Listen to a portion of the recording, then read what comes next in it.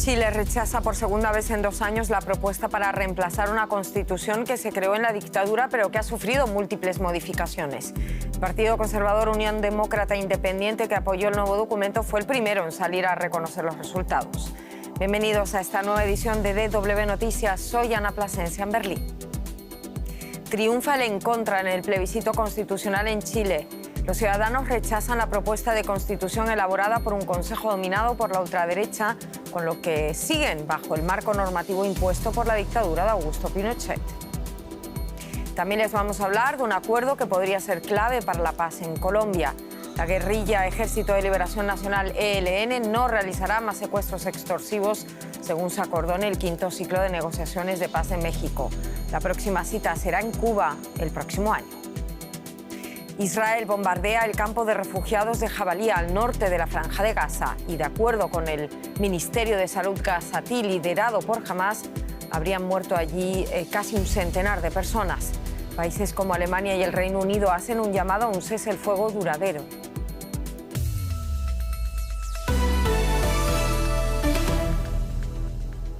Vence el en contra en el plebiscito constitucional en Chile. El presidente Gabriel Boric logró frenar el nuevo texto, pero el proyecto de una nueva ley fundamental distinta a la de Pinochet naufraga. El oficialismo de Boric celebra con mesura el triunfo del en contra y el presidente del Partido Comunista, que forma parte del gobierno de Boric, dijo que su colectividad no empujará un nuevo proceso constitucional, al menos en el actual periodo político. José Antonio Kast, el líder del Partido Republicano, la formación de extrema derecha que lideró esa propuesta constitucional, espera que hoy se cierre una etapa triste de la historia, como ha dicho. Si el primer proyecto, recordarán, rechazado por el 62% de los electores en el plebiscito de septiembre de 2022, era una constitución identificada claramente con la izquierda, este segundo llevaba el sello de las derechas, establecía límites al derecho de huelga, ponía en peligro la actual legislación sobre el aborto y establecía la rápida expulsión de los extranjeros indocumentados. Y el en contra se impone en sintonía con las encuestas de las últimas semanas. Nos vamos a Santiago de Chile, conectamos con el periodista Sebastián Fest. Sebastián, dime hasta qué punto el en contra a esa propuesta constitucional hace que se tambalee el tablero político en Chile y qué significa este resultado para el presidente Boric y su gobierno por un lado y para la derecha por el otro. No sé si se tambalea el sistema, el tablero político, pero sí los chilenos le están diciendo claramente a sus políticos, a izquierda y a derecha, no queremos una nueva constitución. Pónganse a trabajar en otros temas. De hecho, la televisión chilena comentaba recién, acabamos de entrar en el libro Guinness de los récords, somos el primer país en rechazar en 2 años consecutivos 2 propuestas de nueva constitución. Para Boric es un magro consuelo, porque él era el llamado a liderar el cambio constitucional en Chile y su celebración de hoy consiste en que permanezca aquella que sancionó el dictador Augusto Pinochet en 1980. Y para la derecha implica también una recomposición porque José Antonio Kast tuvo la oportunidad de ofrecer una constitución que integrara y también fracasó en ese intento. No sé si me puedes comentar alguna reacción más que haya llegado y hacia dónde crees que se dirige Chile ahora, después del día de hoy. Bueno, yo estoy en el cuartel de los republicanos y el silencio es absoluto. Los republicanos es el partido de Kast. Tuve la oportunidad de conversar con Kast en Buenos Aires la semana pasada en la asunción de Javier Milei y él estaba confiado en que se ganaría, aunque también marcaba que a su derecha había una decisión de una derecha más derechista aún que votó paradójicamente lo mismo que el Partido Comunista, rechazo. ¿Hacia dónde va Chile? Yo creo que Chile tiene que encontrar una manera de frenar la polarización y sentarse a conversar. Lo han logrado en el pasado y ya sin la obsesión, casi la trampa constitucional en la que Chile se metió, quizás lo puedan lograr nuevamente en el futuro. A ver, me hablas de trampa constitucional, el plebiscito, eso sí, también por lo que me cuentas demuestra una vez más que hay 2 sectores en el país cuyos modelos parece imposible conciliar. He preguntado de otra manera, Sebastián, ¿es posible llegar a una constitución de consenso en Chile en algún momento? Porque en realidad sí se supone que era la voluntad de los ciudadanos. Claro, los ciudadanos en su momento, en un proceso político que empezó en el octubre del 2019, votaron en 2020, queremos una nueva constitución. Ese es un mandato de la ciudadanía que está obedeciendo el presidente Boric, en su momento obedeció el presidente Piñera. Pero el tema es que la clase política tiene hoy claro que han fallado dos veces en elaborar una propuesta de constitución. Por supuesto que Chile quiere una nueva constitución, pero les está diciendo a sus políticos que tienen que hacerlo mejor. Y en todo caso, si Kast fue capaz en la elección de 2021, 40 minutos después de que cerraran las urnas, de ir a ver a Boric en persona y reconocer su derrota, ¿por qué no serían capaces ahora los líderes políticos chilenos de inventar, de encontrar un camino más imaginativo y menos sectario que el que se ha desplegado hasta ahora? Sebastián Fes, muchísimas gracias por todo esto. Un cordial saludo hacia Santiago de Chile. Gracias. Seguimos en nuestra región. El grupo guerrillero ELN acordó con el gobierno colombiano poner fin al secuestro de personas con fines económicos. Ese anuncio, hecho público en un comunicado conjunto de ambas delegaciones negociadoras, se produjo el día en el que concluyó en Ciudad de México la quinta ronda de conversaciones entre el Ejecutivo y el ELN para poner fin a un conflicto armado que se prolonga ya desde hace décadas. El compromiso del ELN de renunciar al secuestro con fines económicos cierra definitivamente la crisis abierta en esas negociaciones tras el rapto el pasado octubre de la madre y el padre del futbolista colombiano Luis Díaz. Solo el padre pasó 12 días en manos de la guerrilla. Las delegaciones anunciaron asimismo la prolongación del alto el fuego iniciado el pasado agosto. Queremos hablar de todo esto en Bogotá con nuestra corresponsal Alexandra Correa, que saludamos en este instante. Alexandra, un gusto verte. Amplíame un poco más qué significa este anuncio y por qué llega justo ahora.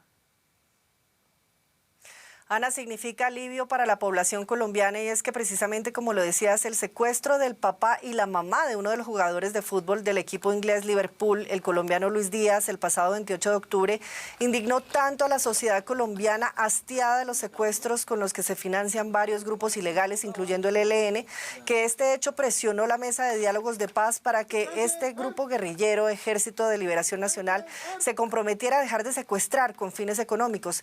El secuestro en Colombia, Ana, aumentó en el país en más de un 80% según cifras del Ministerio de Defensa. Y este año, según la policía, llevaban secuestradas 35 personas, es decir, decenas de colombianos más que no salen en las noticias, a diferencia del papá de Luis Díaz. El ELN se financia también con las extorsiones, el impuesto a la coca, materia prima con la que se fabrica la cocaína y de la que viven millones de campesinos que no tienen otras alternativas sanas de subsistencia. Y es que estamos hablando de que el grupo guerrillero está compuesto de unos 2.500 combatientes que se movilizan, que se alimentan, por ende necesitan financiamiento, ¿no?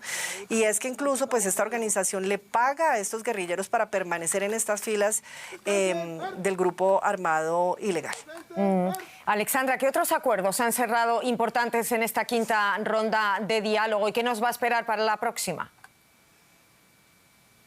Bueno, aparte de este punto sobre dejar el secuestro económico por parte del ELN, se acordó seguir firmes en la búsqueda de una prolongación del cese el fuego bilateral que está pactado hasta enero del próximo año. Se acordó también reanudar el proceso de participación de toda la sociedad civil y crear una red de participación nacional, así como la conformación de 8 zonas críticas de acciones humanitarias, Ana, y de una comisión de la mesa para coordinar planes de atención y de transformación precisamente sociales de esas zonas que se van a tener en cuenta en este cierre del quinto ciclo de negociaciones en México con el gobierno colombiano y la guerrilla del ELN.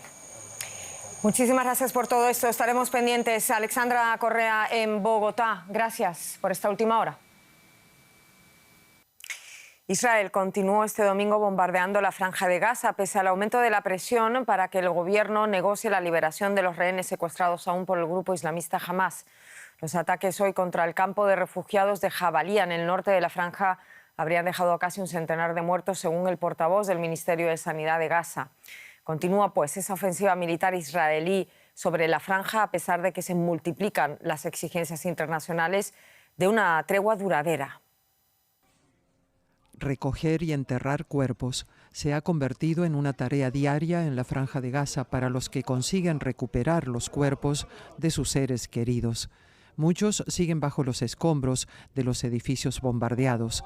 Las últimas víctimas están en Rafah, en el sur, una zona supuestamente segura para quienes huyen de los combates en otras partes de Gaza. Atacan por todas partes, apuntan a todo, bombardean de noche. Los niños están asustados y se despiertan gritando por el sonido de las bombas. Están bombardeando en todo Rafah. No hay ningún lugar seguro. Un ataque reciente acabó con la vida de un trabajador del Ministerio de Asuntos Exteriores de Francia que se resguardaba en un edificio de viviendas. La noticia de su muerte coincidió con la llegada de la ministra de Exteriores de Francia a Israel. París ha condenado el bombardeo y ha pedido una investigación. Vengo a insistir en la importancia de una nueva tregua humanitaria. Hay que volver a una tregua duradera, una que nos permita llegar a un cese al fuego humanitario.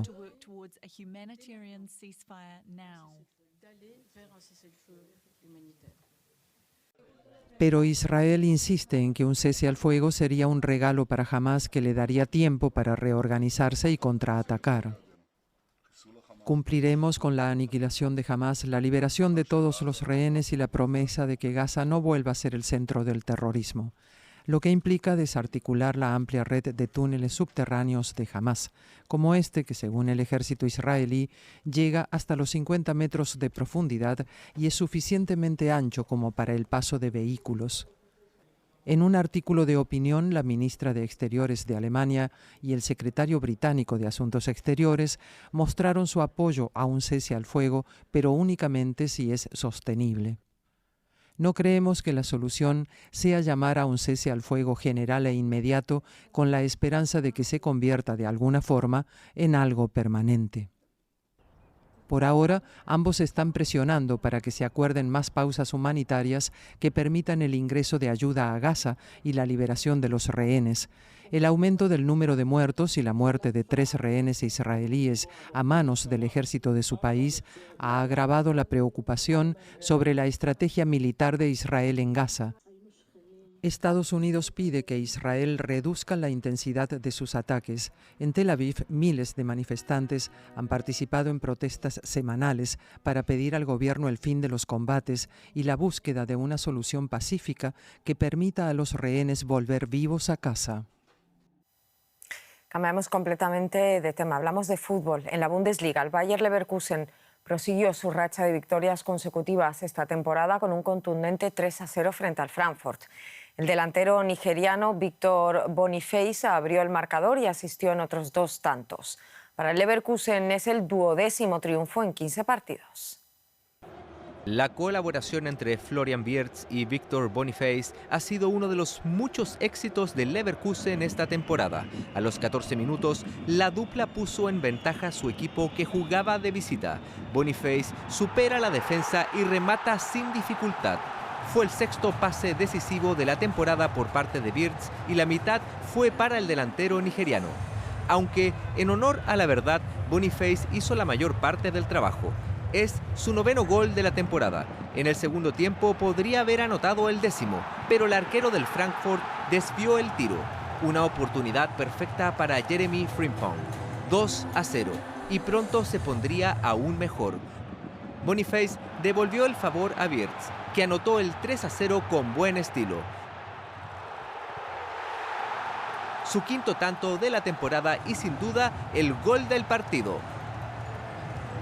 Razón de sobra para celebrar.